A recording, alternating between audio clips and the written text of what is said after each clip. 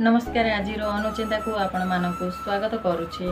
Number 1 धान मुग गहम मांडिया सोरिष कला राशि को एकाठी कपड़ारे बांधी सबु रूम रे थोइले शुभ होइथे। नंबर 2 लाजगुड़ी गछर चेर निज पाटिरे एवं अंटारे रखिले महुमाछी कौनसी क्षति करती नहीं। नंबर 3 पूर्णिमा अमावास्या संक्रांति एकादशी जन्म एवं पिंडदान होइथिबा दिन रे केबे चुट्टी दाढ़ी काटिबे नहीं, यह कले अशुभ होइथाए। नंबर 4 जाँला कदली शिवलिंग रे घर्षण कले यह शुभ होइथाए।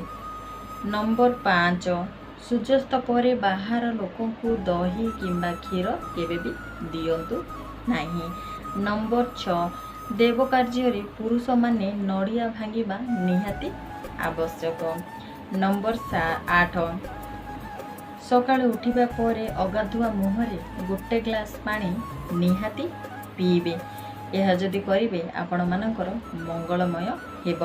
नंबर 9 दुकान ऑफिस एवं मानकरे कइछ प्रतिमा रखा जाइथाए, यह खुशी रे रखा जाई न थाए। धर्मशास्त्र एवं वास्तुशास्त्र यह मान्यता अच्छी कि कइछ को घरे रखिबा अबा कइछर मूर्ति को घरे रखिबा अत्यंत शुभ होइथाए।